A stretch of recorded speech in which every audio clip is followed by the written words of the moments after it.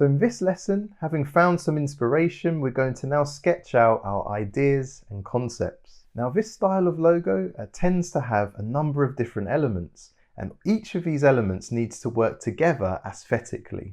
So we have a few specific goals as we're going about our sketches. So we want to explore different elements or components we might use in this logo. We want to find a balanced overall layout and composition. And we want to create a hierarchy of elements. So somewhere for the eye to focus first, and then we'll try to guide the eye around the logo.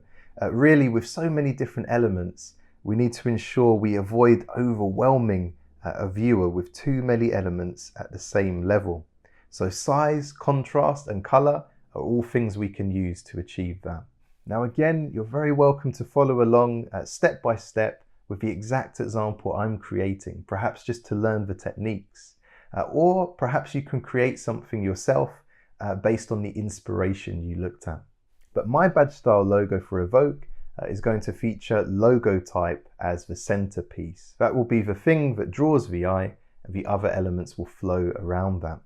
In your version, this could just as easily be a monogram as the central part, or perhaps a symbol or brand mark. So here we have the rough sketches that I've drawn out, and I've not used pen and paper. I've used my iPad Pro and then scanned this in as an Illustrator artboard, which is quite a nice workflow. So you'll see I've explored a wide mixture of elements. Because I'm working on a brewery, I've sketched out different elements I might be able to use, some hops, some barley, little graphics to represent those things, and then try to work those into some of the designs and the composition. You can see some of this is really roughly drawn, and that's absolutely fine. I'd recommend you work as quickly as you can just to test an idea, and then if it works, you can always create a more balanced, a more careful iteration to explore it further. But you'll see down here, I've just used squiggles to represent small text. I'm really flying through these just to explore whether an idea has potential or not.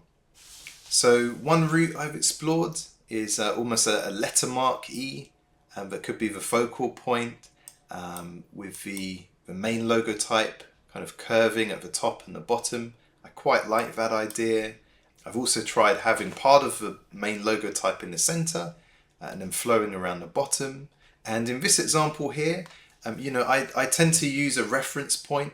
If there's maybe a script E that I'm looking to create, as is the case here, I find a reference and then I sketch that into my overall composition. And that just helps me to gauge whether that might work or not. And I do quite like this, the idea of some of the type just breaking out of this kind of outer key line for the circle. And I quite like the idea of a key line, starting and stopping as it overlaps with different elements. So you'd have some smaller text here, text at the bottom, and the key line kind of breaks to fit those components together.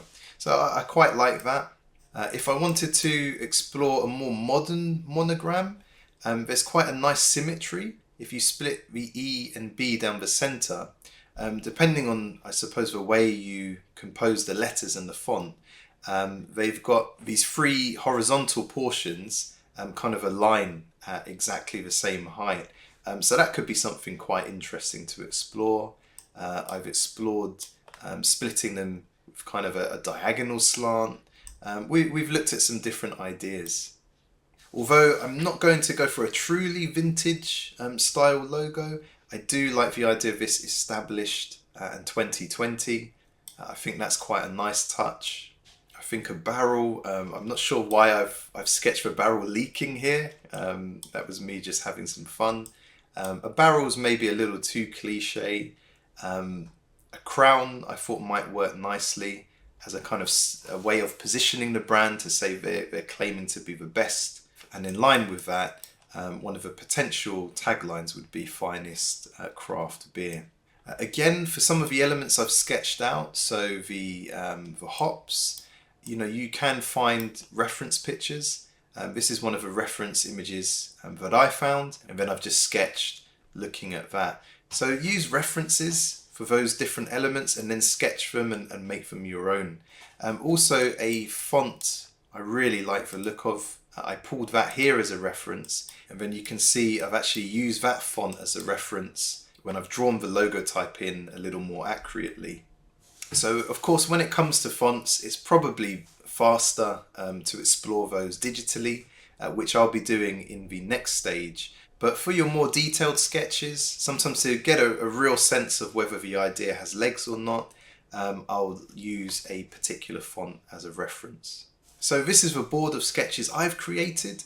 Have some fun, use your inspiration that you've saved, find some useful references, and for your own logo, try to sketch out different ideas and composition. Remember the goals we looked at. We want to explore different elements. We want to explore the overall composition. And with this style of logo, the idea is to create something that feels quite tight-knit, quite compact, but that works beautifully together.